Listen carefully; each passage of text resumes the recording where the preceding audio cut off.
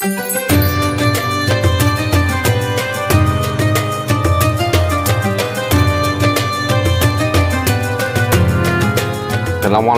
warahmatullahi wabarakatuh. Innal hamdalillah nahmaduhu wa nasta'inu wa nastaghfiruh wa na'udzubillahi min syururi anfusina wa min sayyiati a'malina. Man yahdihillahu fala hadiyalah. Asyhadu an la ilaha illallah wa asyhadu anna Muhammadan abduhu wa rasuluh.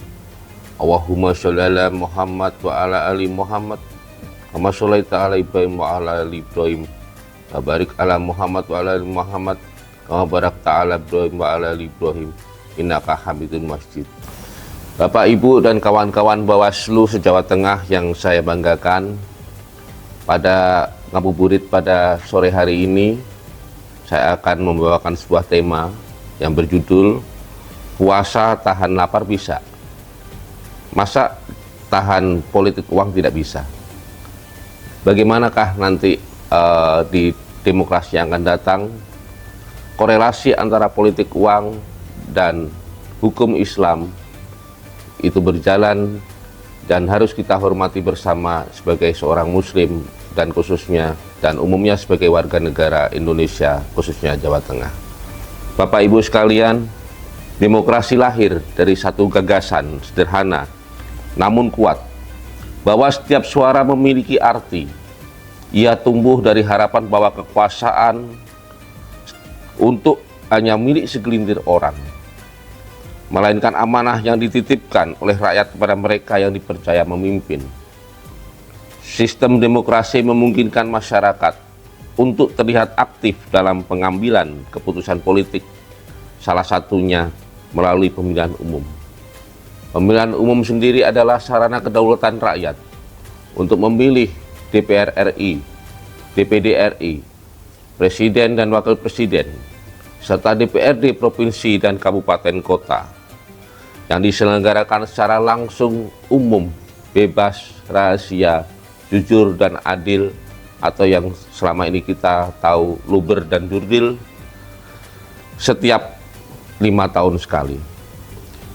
Bapak, Ibu, dan kawan-kawan Bawaslu Jawa Tengah yang saya banggakan, di dalam sebuah pemilihan umum tidak asing bagi kita mendengar istilah money politik atau politik uang. Politik uang merupakan praktik distribusi uang atau barang kepada pemilih. Ini bertujuan untuk mempengaruhi pilihan mereka demi keuntungan politik.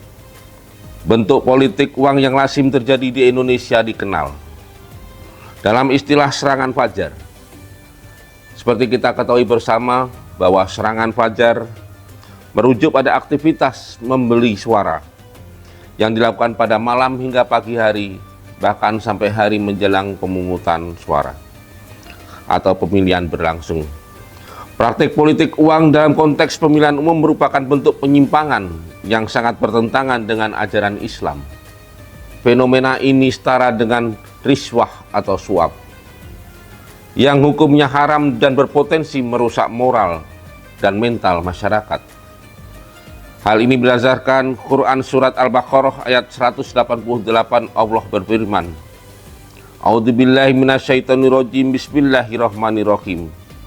Wala taqulu awalakum bainakum bil batil wa tudhu biha ilal hukami litaqulu farham min amwalin nasi bil ismi wa antum ta'lamun. Dan janganlah kamu makan harta di antara kamu dengan jalan yang batil, dan janganlah kamu menyuap dengan harta itu kepada para hakim, dengan maksud agar kamu dapat memakan sebagian harta orang lain itu dengan jalan dosa, padahal kamu mengetahui. Ayat tersebut melarang mengambil harta orang lain dengan cara yang tidak benar. Suap menjadi salah satu bentuk penyimpangan yang dilarang, karena melibatkan ketidakadilan dan pelanggaran hukum Allah. Para ulama salaf dari 4 mazhab sepakat bahwa praktik politik uang termasuk dalam kategori riswah dan diharamkan secara mutlak. Dalam hadis riwayat Abu Dawud dan Tirmidzi, Rasulullah SAW bersabda, Allah melaknat memberi suap dan penerima suap. Lebih jauh dalam hadis tersebut, Rasulullah SAW tidak hanya melaknat penyuap dan penerima suap, tetapi juga melaknat orang yang menjadi perantara di antara keduanya. Hal ini menunjukkan bahwa suap menyuap adalah perbuatan yang sangat dibenci oleh Allah Subhanahu wa Ta'ala dan Rasul-Nya. Hadis ini juga menunjukkan bahwa semua pihak yang terlibat dalam transaksi politik uang mendapatkan laknat karena telah merusak keadilan dan kejujuran dalam proses pemilihan pemimpin. Hal ini selaras dengan pengaturan politik uang dalam pasal 187A ayat 1 dan 2 Undang-Undang Pemilihan, di mana pemberi dan penerima politik uang dapat dipidanakan.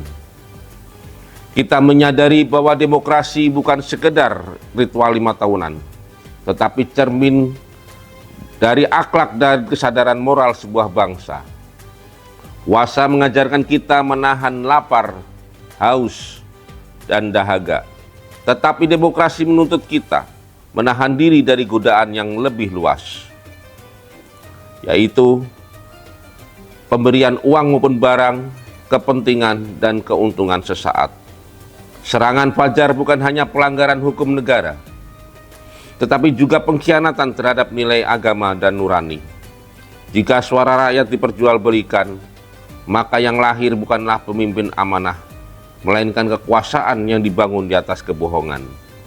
Maka menolak politik uang adalah bentuk ibadah sosial, jihad moral, dan tanggung jawab keimanan, sebab menjaga suara hati lebih mulia daripada menerima uang yang haram, dan menjaga demokrasi lebih suci daripada menggadaikan masa depan bangsa demi kepentingan sesaat. Puasa mengajarkan kita kejujuran di saat sunyi. Kita tidak makan, tidak minum, meski tidak ada orang yang melihat, karena kita merasa diawasi oleh Allah Subhanahu wa Ta'ala. Begitu pula seharusnya dalam demokrasi. Meskipun transaksi politik uang terjadi di ruang gelap, di gang sempit, atau di waktu di fajar yang sepi dari pengawasan petugas Bawaslu, seorang muslim yang berintegritas pasti akan tetap menahan diri.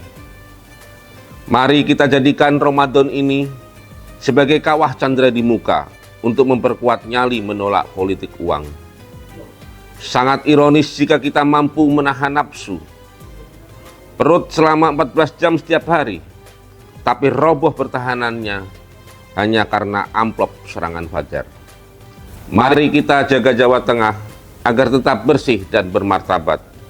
Sebagai penutup, izinkan saya menyampaikan pantun untuk Bapak, Ibu, dan kawan-kawan semua. Melayu ngalih mergo ono boyo, boyone reget dicekel dilebokno goni. Tahan ngelih ing wulan poso saged sedaya, mosok nolak politik uang boten saged lan boten wani. Sekali lagi tambah, tuku batik ning pasar Johar, pernone apik nggo hiasan dodo.